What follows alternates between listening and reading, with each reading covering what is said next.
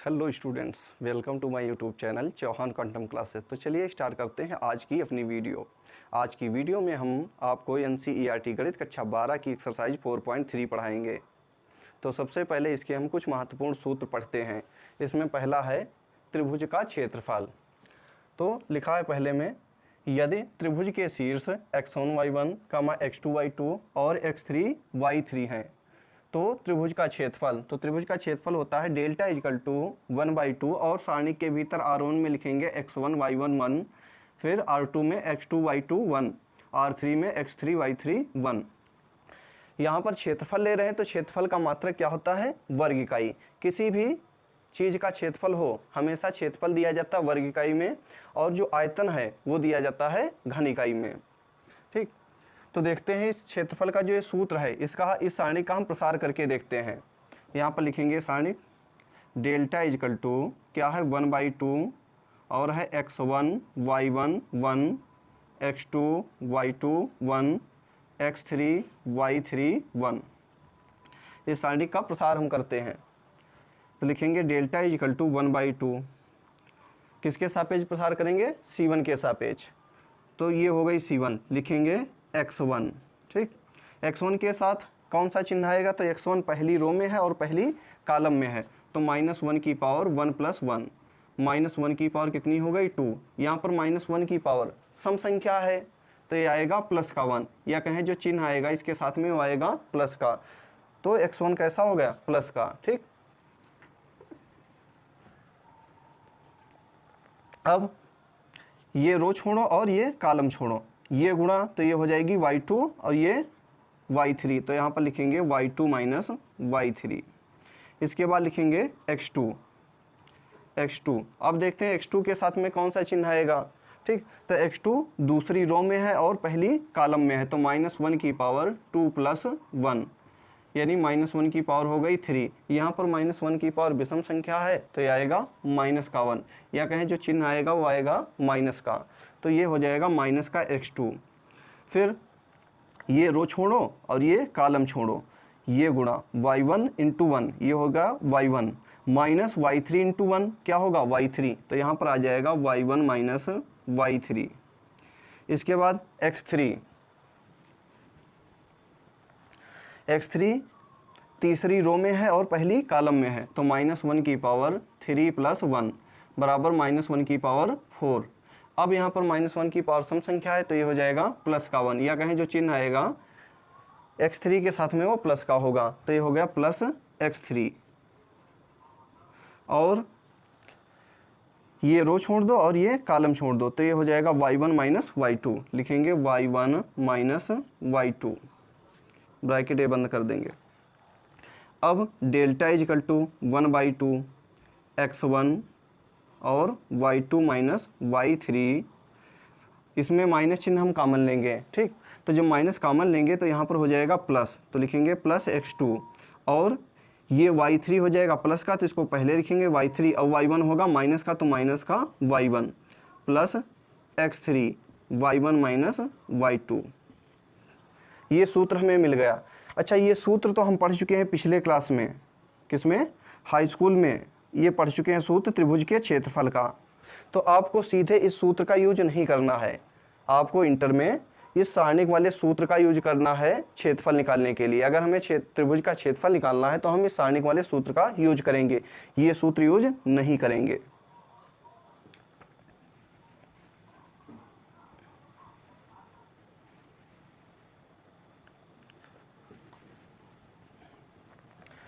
इसके बाद दूसरा पॉइंट है, यदि दिए गए 3 बिंदु, कौन कौन से? x1 y1, x2 y2 और x3 y3 संरेख हैं तो त्रिभुज का क्षेत्रफल क्या होगा? 0 होगा, अर्थात डेल्टा बराबर 0।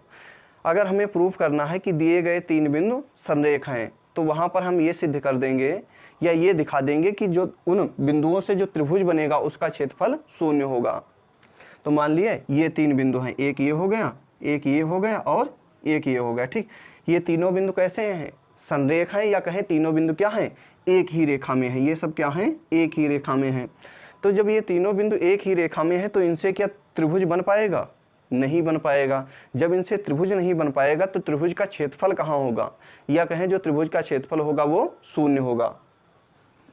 तो वही हमें अगर हमें प्रूफ करना हो कि सिद्ध कीजिए कि दिए गए तीन बिंदु संरेख हैं, तो वहां पर हम सिद्ध कर देंगे कि त्रिभुज का क्षेत्रफल शून्य है। ठीक, तो जब त्रिभुज का क्षेत्रफल शून्य होगा तो लिख देंगे दिए गए बिंदु संरेख हैं।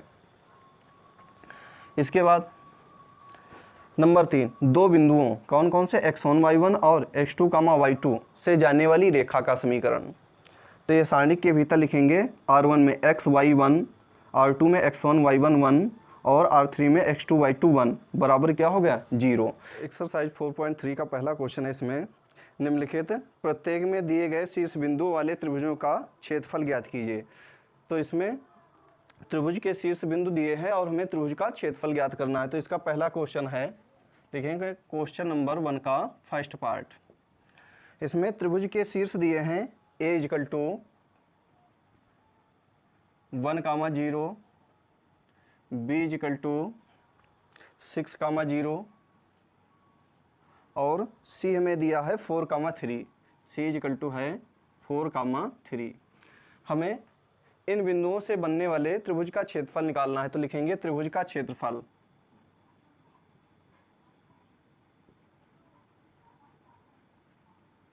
तो त्रिभुज का क्षेत्रफल होता है डेल्टा इक्वल टू 1/2, सारणिक में लिखेंगे x1 y1 1, x2 y2 1, x3 y3 1।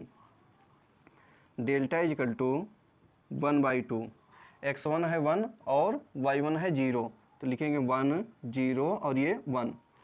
x2 y2, x2 है 6, y2 है 0, तो लिखेंगे 6 0 और ये 1।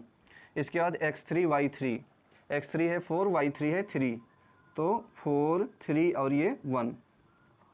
अब अधिकतम 0 किस में है, C2 में अधिकतम 0 है, तो इसका प्रसार हम C2 के सापेक्ष करेंगे। लिखेंगे C2 के सापेक्ष प्रसार करने पर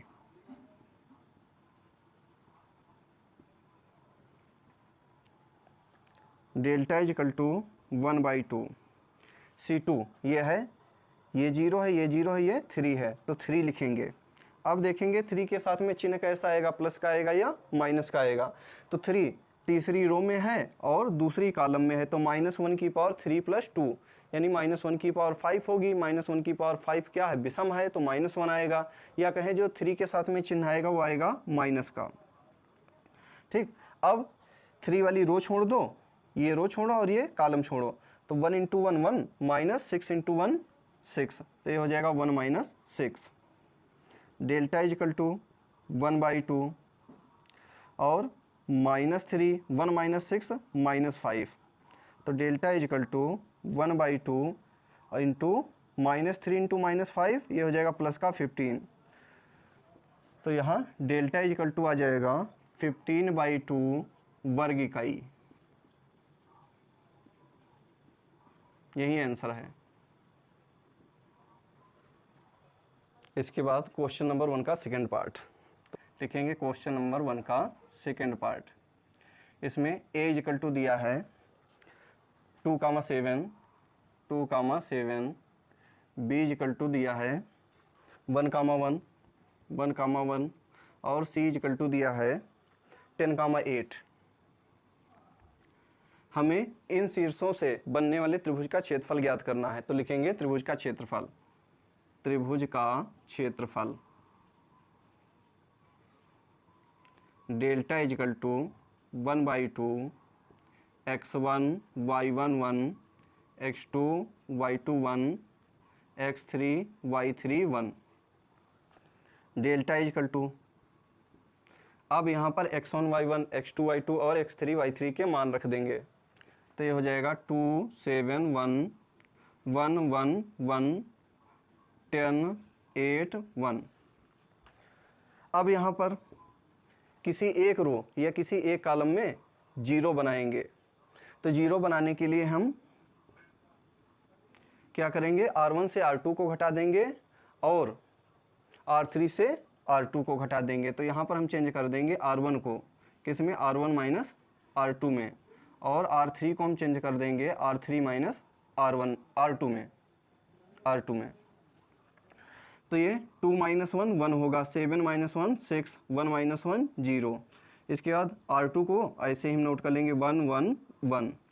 फिर 10 माइनस 1 9, 8 माइनस 1 7, 1 माइनस 1 0। अधिकतम 0 किस में है? C3 में अधिकतम 0 है, तो इसका प्रसार हम C3 के सापेक्ष करेंगे। तो लिखेंगे C3 के सापेक्ष प्रसार करने पर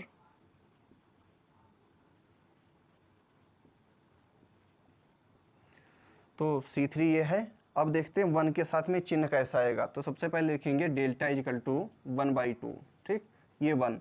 इस 1 के साथ में चिन्ह कौन सा आएगा?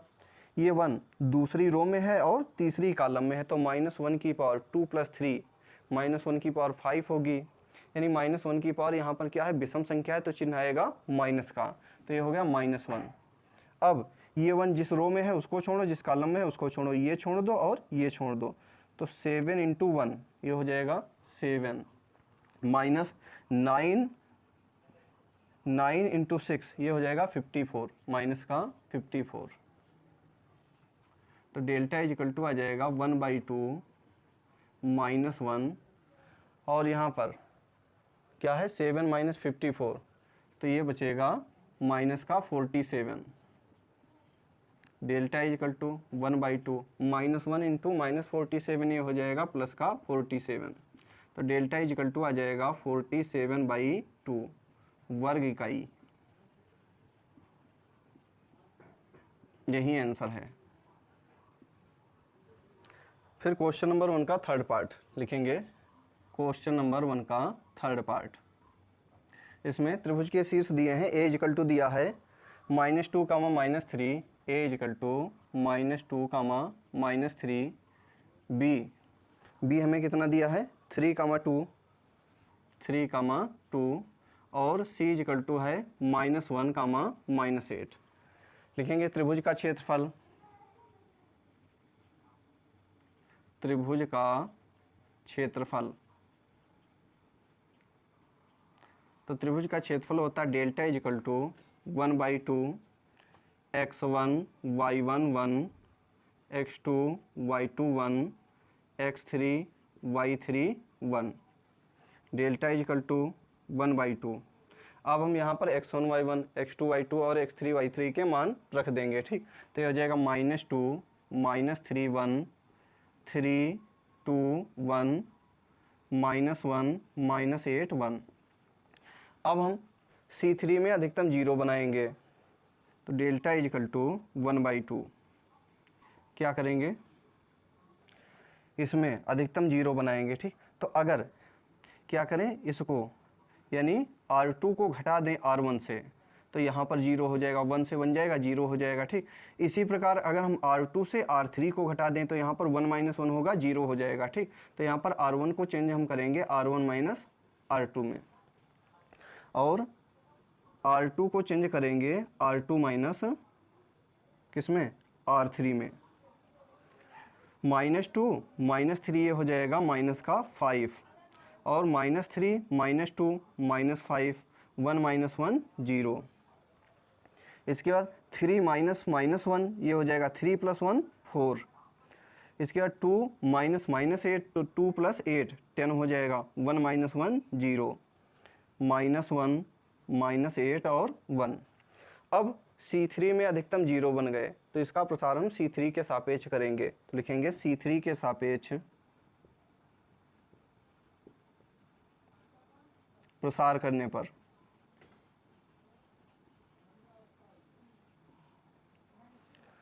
लिखेंगे delta is equal to 1/2। C3 में 0 है और 1 है, तो 1 लिखेंगे 1। अब 1 के साथ में चिन्ह, 1 तीसरी रो और तीसरी कॉलम में है, तो -1 की पावर 3 + 3 -1 की पावर 6 होगा। -1 की पावर क्या है? सम संख्या है, तो चिन्ह आएगा प्लस का, तो ये 1 कैसा होगा? प्लस का, ठीक। यहाँ पर हम प्लस का ही लिखे हैं 1। अब ये रो छोड़ो और ये कॉलम छोड़ो, तो -5 × 10 ये हो जाएगा -50। इसके बाद 4 इंटू -5 -20 होगा, तो यहाँ पर लिखेंगे -20, तो ये हो जाएगा +20। डेल्टा इज इक्वल टू 1/2 -50 +20 ये हो जाएगा -30, तो डेल्टा इज इक्वल टू हो जाएगा -30/2।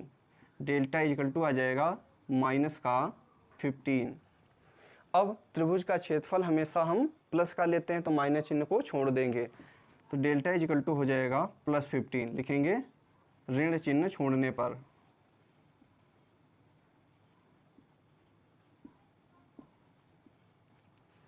या delta is equal two plus का 15 वर्ग इकाई। ये आंसर आ गया। क्वेश्चन नंबर 2, दर्शाइए कि बिंदु ए और ए में दिया है a, b + c, ठीक, कामा बी बिंदु दिया है b, c + a, और c बिंदु दिया है c, a + b संरेख है। तो यहाँ पर हमें सिद्ध करना है कि 3 बिंदु संरेख हैं। तो देखते हैं वो कौन कौन से बिंदु हैं। लिखेंगे क्वेश्चन नंबर 2 में बिंदु a हमें दिया है a, b + c, a, b + c, b बिंदु दिया है b, c + a, b, c + a, c बिंदु दिया है c, a + b, c, a + b। हमें दिखाना है कि ये तीनों बिंदु संरेख हैं। तो हम आपको पढ़ा चुके हैं, अगर दिए गए 3 बिंदु संरेख हैं तो क्या होगा, त्रिभुज का क्षेत्रफल 0 होगा। तो यहाँ पर हम दिखा देंगे कि इन बिंदुओं से जो त्रिभुज बन रहा है उसका क्षेत्रफल 0 है। तो लिखेंगे त्रिभुज का क्षेत्रफल, त्रिभुज का क्षेत्रफल,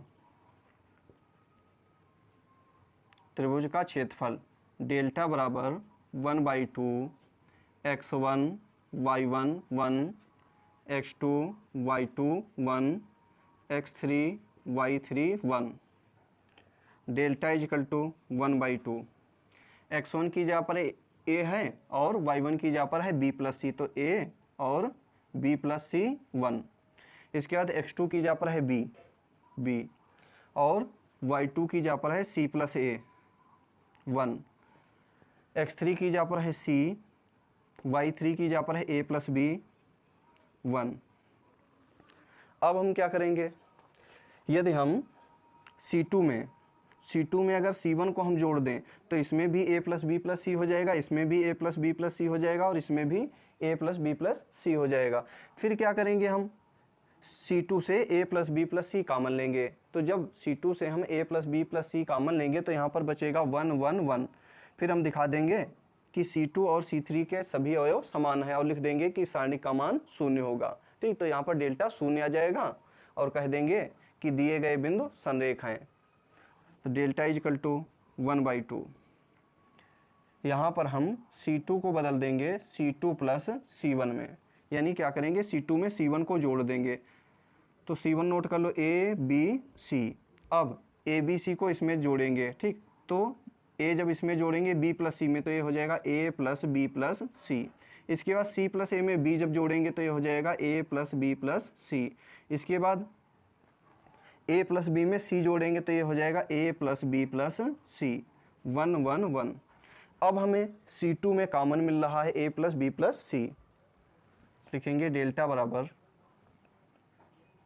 1/2। कॉमन ले लो C2 से A + B + C, A + B + C। C1 में क्या है, ABC, ABC। C2 में जब A + B + C कॉमन लेंगे तो यहाँ पर 1 बचेगा, यहाँ पर 1 बचेगा और यहाँ पर 1 बचेगा। लिखेंगे 1 1 1। ये तो 1 1 1 ही है। ठीक, अब यहाँ पर क्या है, C2 और C3 के सभी अवयव समान हैं। तो लिखेंगे delta is equal to 1/2 A + B + C।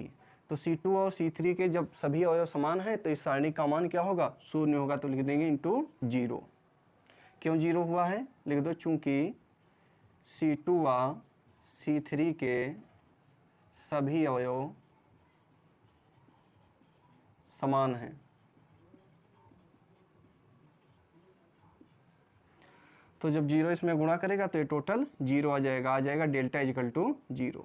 तो यहाँ पर त्रिभुज का क्षेत्रफल 0 है, लिख देंगे अतः दिए गए बिंदु संरेख हैं। यहाँ त्रिभुज का क्षेत्रफल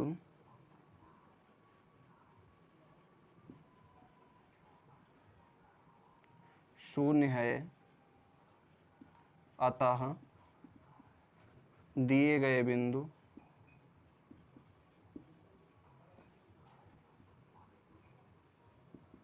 संरेख हैं। क्वेश्चन नंबर 3, प्रत्येक में k का मान ज्ञात कीजिए यदि त्रिभुजों का क्षेत्रफल 4 वर्ग इकाई है जहां शीर्ष बिंदु निम्नलिखित हैं। लिखेंगे क्वेश्चन नंबर 3 का फर्स्ट पार्ट।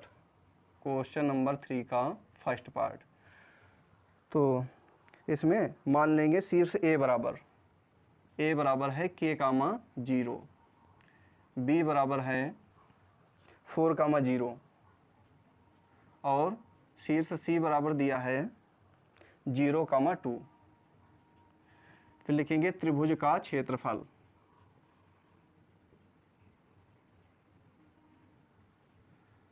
तो इस क्वेश्चन में हमें क्या करना है, k का मान ज्ञात करना है। हमें त्रिभुज का क्षेत्रफल दिया है 4 वर्ग इकाई, तो लिखेंगे त्रिभुज का क्षेत्रफल बराबर, यहाँ पर हम प्लस माइनस 4 लेंगे, प्लस माइनस 4 वर्ग इकाई लेंगे।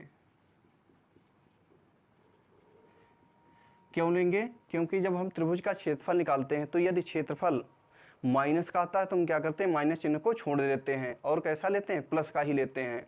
या हम कहें जो त्रिभुज का क्षेत्रफल आता है उसमें केवल संख्यात्मक मान लिया जाता है, या कहें निरपेक्ष मान लिया जाता है। ठीक, तो हो सकता है ये जो क्षेत्रफल 4 है, हो सकता है ये प्लस का रहा हो या हो सकता है माइनस का रहा हो। इसलिए हम त्रिभुज का जो क्षेत्रफल है जो दिया है 4 वर्ग इकाई, तो इसलिए यहाँ पर लेंगे प्लस माइनस 4।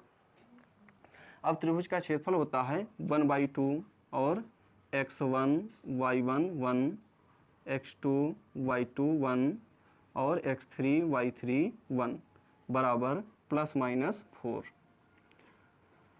1/2 x1 की जगह पर है k, y1 की जगह पर है 0 और 1, x2 की जगह पर है 4, y2 0 फिर 1, x3 है 0, y3 2 और 1 बराबर प्लस माइनस 4। अब 1/2 को जब उधर ले जाएंगे तो 2 क्या करेगा, 4 में गुणा करेगा। लिखेंगे k 0 1 4 0 1 0 2 1 बराबर प्लस माइनस 4 इंटू 2। अब इसमें C2 में अधिकतम 0 है तो C2 के सापेक्ष इसका प्रसार करेंगे। लिखेंगे C2 के सापेक्ष प्रसार करने पर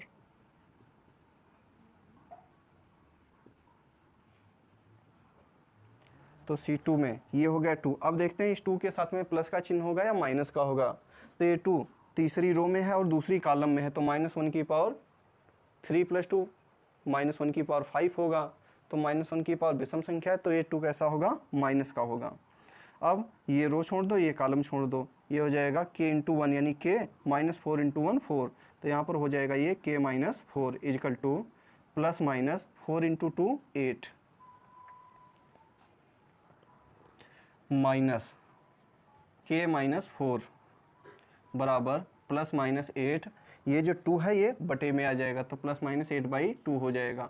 ये माइनस k और plus 4 equal to plus minus, ये 8/2 है, ये हो जाएगा 4 minus k equal to plus minus 4 और minus 4 minus k equal to ये आ जाएगा प्लस माइनस 4 माइनस 4। अब यहाँ पर दो चिन्ह है, एक प्लस का है और एक माइनस का है, तो एक बार लिखेंगे धन चिन्ह लेने पर, धन चिन्ह लेने पर तो ये हो जाएगा माइनस के, यहाँ पर दो चिन्ह है उसमें धन चिन्ह लेंगे यानी +4 और फिर क्या है ये -4।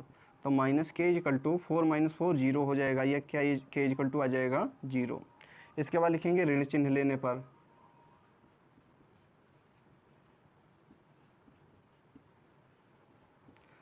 यहाँ पर अब हम दो चिन्ह है उसमें ऋण चिन्ह लेंगे तो माइनस के इजकल टू -4 -4 माइनस के इजकल टू -8, माइनस और माइनस कट गए, के इजकल टू आ गया 8। तो यहाँ पर हमें के दो मान प्राप्त हुए, एक के बराबर 0, दूसरा के बराबर 8। इसके बाद क्वेश्चन नंबर 3 का सेकंड पार्ट। क्वेश्चन नंबर 3 का सेकेंड पार्ट। इसमें a बराबर शीर्ष दिया है -2, 0, -2, 0। b बराबर हमें दिया है 0, 4, 0, 4 और c बराबर दिया है 0, k और हमें दिया है यहाँ पर त्रिभुज का क्षेत्रफल 4 वर्ग इकाई है, तो हमें k का मान बताना है। लिखेंगे त्रिभुज का क्षेत्रफल, त्रिभुज का क्षेत्रफल बराबर ±4 वर्ग इकाई। अब यहाँ पर त्रिभुज के क्षेत्रफल का सूत्र रख देंगे, तो ये होता है 1/2 x1 y1 1 x2 y2 1 x3 y3 1 बराबर ±4 1/2। अब यहाँ पर हम x1 y1 x2 y2 और x3 y3 के मान रखेंगे, तो ये हो जाएगा -2 0 1 0 4 1 0 k 1। अब 1/2 को जब उधर भेजेंगे दूसरे पक्ष में, तो ये 2 +-4 में गुणा करेगा, तो ये हो जाएगा -2 0 0 0 4 k 1 1 1 बराबर +-4 × 2। अब अधिकतम 0 किस में है? C1 में अधिकतम 0 है, तो इसका हम C1 के सापेक्ष प्रसार करेंगे। लिखेंगे -2, ये लिख लिए -2, ये रो छोड़ो और ये कॉलम छोड़ो, 4 - k इक्वल टू +-4 × 2 8 हो जाएगा, -4 - k। अब इस 2 को हम बटे में भेज देंगे, तो +-8 क्या हो जाएगा 2 -4 प्लस k इक्वल टू ये हो जाएगा +-4 या k इक्वल टू +-4 + 4। यहाँ पर 4 के साथ में 2 चिन्ह है, एक प्लस का है और एक माइनस का है, तो एक बार लिखेंगे प्लस चिन्ह लेने पर। तो जब प्लस चिन्ह लेंगे तो k इक्वल टू हो जाएगा +4 और +4, k इक्वल टू आ जाएगा 8। इसके बाद लिखेंगे ऋण चिन्ह यानी माइनस चिन्ह लेने पर। तो जब माइनस चिन्ह यहाँ पर लेंगे तो k इक्वल टू हो जाएगा -4 और +4, k इक्वल टू आ जाएगा 0। तो यहाँ पर भी हमें k के 2 मान प्राप्त हुए, एक k बराबर 8 और दूसरा k बराबर 0। फिर है क्वेश्चन नंबर 4 का फर्स्ट पार्ट। सारणिकों का प्रयोग करके 1, 2 और 3, 6 को मिलाने वाली रेखा का समीकरण ज्ञात कीजिए। लिखेंगे क्वेश्चन नंबर 4 का फर्स्ट पार्ट। क्वेश्चन नंबर 4 का फर्स्ट पार्ट, मान लेते हैं बिंदु A बराबर हमें दिया है 1, 2 और बिंदु B हमें दिया है 3, 6। हमें निकालना है कि दो बिंदुओं को मिलाने वाली रेखा का समीकरण क्या होगा। लिखेंगे दो बिंदुओं को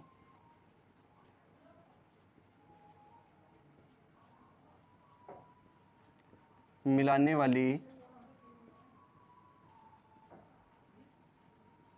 रेखा का समीकरण। तो दो बिंदुओं को मिलाने वाली रेखा का समीकरण होता है, सारणी के भीतर लिखेंगे R1 में x y 1, R2 में x1 y1 1, R3 में x2 y2 1 बराबर 0। फिर x y 1, अब हम x1 का मान रखेंगे और y1 का मान रखेंगे, तो ये 1 हो जाएगा x1 और y1 2 हो जाएगा और ये 1। इसके बाद x2 है 3, y2 है 6 और 1 बराबर 0। अब हम इसका सीधे प्रसार करेंगे, तो R1 के सापेक्ष प्रसार कर दो, x ये रो छोड़ो और ये कॉलम छोड़ दो, तो 2 - 6 माइनस y ये रो छोड़ो, ये रो छोड़ो और ये कॉलम छोड़ो, तो ये हो जाएगा 1 - 3 प्लस 1, ये रो छोड़ो और ये कॉलम छोड़ो, 6 - 6 बराबर 0। तो यहाँ पर हो जाएगा x और ये 2 - 6 -4 होगा। इसके बाद माइनस y 1 - 3 -2 प्लस 1 6 - 6 0 बराबर 0। ये माइनस का 4x और माइनस माइनस प्लस का 2y और 1 इंटू 0 प्लस 0 बराबर 0, या माइनस 4x प्लस 2y बराबर 0। हम देख रहे हैं यहाँ पर पूरी समीकरण 2 से भाग हो रही है, तो हम क्या करेंगे, दोनों पक्षों में 2 से भाग कर देंगे। तो ये बचेगा माइनस का 2x प्लस y बराबर 0। एक तो ये आंसर हो गया, ठीक। अगर इस आंसर को ज़्यादा हम संशोधित करके लिखें तो इसमें माइनस चिन्ह हम कॉमन ले लें, तो माइनस ये हो जाएगा 2x और ये y हो जाएगा माइनस का, तो माइनस y बराबर 0। इस माइनस चिन्ह को हम 0 में भेज देंगे, तो ये हो जाएगा 2x minus y is equal to 0। ये आंसर हो गया। क्वेश्चन नंबर 4 का सेकेंड पार्ट दिया है, सारणिकों का प्रयोग करके 3,1 और 9,3 को मिलाने वाली रेखा का समीकरण ज्ञात कीजिए। तो इस प्रकार का क्वेश्चन हम अभी इससे पहले लगा चुके हैं, तो आप लोग लगा भी लोगे इसको, ठीक। यहाँ पर हम लगा रहे हैं इस क्वेश्चन को, तो लिखेंगे क्वेश्चन नंबर 4 का सेकेंड पार्ट। मानेंगे बिंदु ए बराबर है, कितना हमें दिया है, 3,1 और बिंदु बी बराबर हमें दिया है 9,3। अब निकालना है दो बिंदुओं को मिलाने वाली रेखा का समीकरण। लिखेंगे दो बिंदुओं को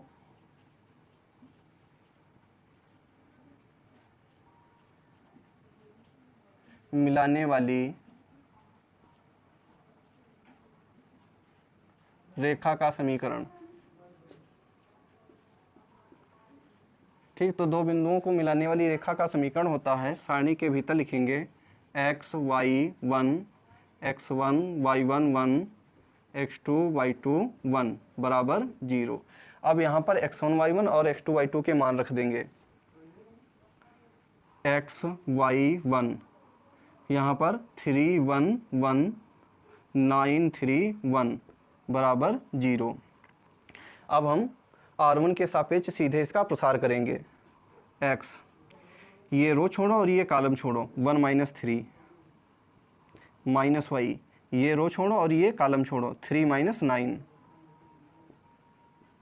प्लस 1, ये रो छोड़ो ये कॉलम छोड़ो, 3 3 जा 9 माइनस 9 माइनस 9 बराबर 0। x 1 माइनस 3 माइनस 2 होगा, minus y 3 minus 9 minus 6 plus 9 minus 9 क्या हो जाएगा, 0 बराबर 0। ये हो जाएगा माइनस का 2x और minus minus plus 6y plus 0 बराबर 0, या माइनस 2x प्लस 6y बराबर 0। अब यहाँ पर पूरी समीकरण 2 से भाग हो रही है, तो हम इसके दोनों पक्षों को 2 से भाग करेंगे, तो ये हो जाएगा माइनस x प्लस 3y बराबर 0। तो ये आंसर आ गया। इस आंसर को और अगर सही करना चाहें तो इसमें माइनस चिन्ह कॉमन लें, तो माइनस जब कॉमन लेंगे तो ये हो जाएगा x प्लस का, और ये माइनस का 3y हो जाएगा बराबर 0। इस माइनस चिन्ह को हम 0 में भेज देंगे, तो ये हो जाएगा x माइनस 3y बराबर 0। यही आंसर है।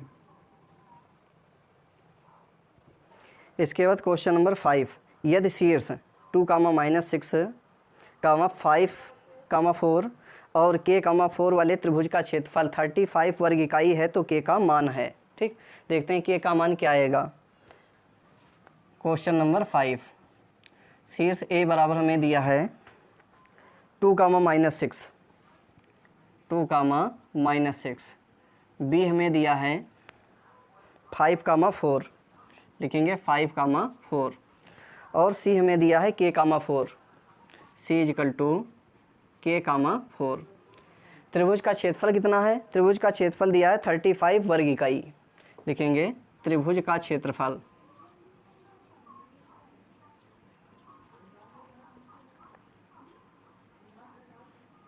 बराबर 35 वर्ग इकाई। तो जब त्रिभुज का क्षेत्रफल हम निकालते हैं तो उसमें अगर माइनस चिन्ह आता है तो माइनस चिन्ह को हम छोड़ देते हैं और कैसा लेते हैं, प्लस का मान लेते हैं। तो यहाँ पर त्रिभुज का क्षेत्रफल दिया है 35 वर्ग इकाई, तो हो सकता है ये क्षेत्रफल माइनस का निकला हो, इसके बाद माइनस चिन्ह को छोड़ दिया गया हो और प्लस का लिखा गया हो, या हो सकता है प्लस का ही हो, ठीक, तो यहाँ पर क्या संभव घटनाएं हो सकती हैं, दो प्रकार की हो सकती हैं, हो सकता है 35 प्लस का हो या 35 माइनस का हो। ठीक, अगर इसको हम दूसरे शब्दों में कहें तो जब त्रिभुज का क्षेत्रफल हम निकालते हैं तो उसमें केवल निरपेक्ष मान ही लिया जाता है, तो इसलिए यहाँ पर हम क्या करेंगे, प्लस माइनस का चिन्ह लगा लेंगे।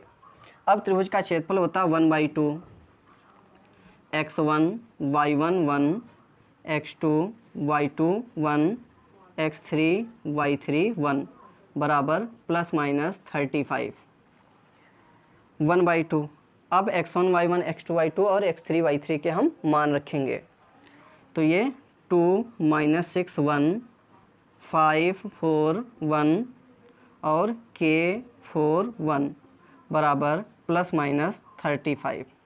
अब 1/2 को जब इस पक्ष में इधर लाएंगे तो ये 2 इसमें गुणा करेगा, तो ये हो जाएगा 2 5 k -6 और 4 4 1 1 1 बराबर प्लस माइनस 35 × 2। इसके बाद क्या करेंगे, हम C3 में अधिकतम 0 बना देंगे। लिखेंगे यहाँ पर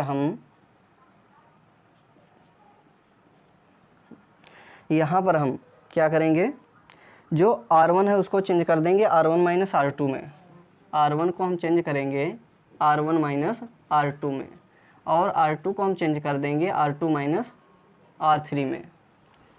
तो R1 से R2 घटा दो, 2 - 5 ये हो जाएगा -3। इसके बाद -6 - 4 ये होगा -10 और 1 - 1 0। इसके बाद ये होगा 5 - k, R2 में लिखेंगे 5 - k, 4 - 4 0, 1 - 1 0 और k 4 1। अधिकतम 0 किस में है, R2 में अधिकतम 0 है या C3 में अधिकतम 0 है, तो इसका प्रसार हम R2 के सापेक्ष भी कर सकते हैं और C3 के सापेक्ष भी कर सकते हैं। तो यहाँ पर हम इसका प्रसार R2 के सापेक्ष कर रहे हैं, तो लिखेंगे R2 के सापेक्ष प्रसार करने पर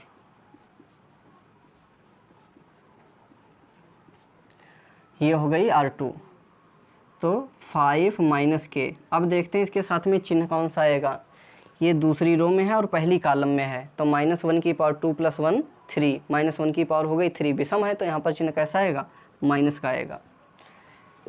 अब ये रो छोड़ देंगे और ये कॉलम छोड़ेंगे, तो -10 × 1 ये हो जाएगा -10 और -4 × 0 0, तो -10 - 0 बराबर प्लस माइनस 70 माइनस का 5 - k, ये हो जाएगा -10 - 0 -10 होगा equal to plus minus 70, minus minus plus ये हो जाएगा +10 और 5 - k equal to plus minus 70, 5 - k equal to plus minus 70 और ये 10 बटे में आ जाएगा, कट जाएंगे, तो 5 - k इजिकल टू हो जाएगा प्लस माइनस 7 या -k equal to plus minus 7 - 5। अब एक बार लिखेंगे प्लस चिन्ह लेने पर,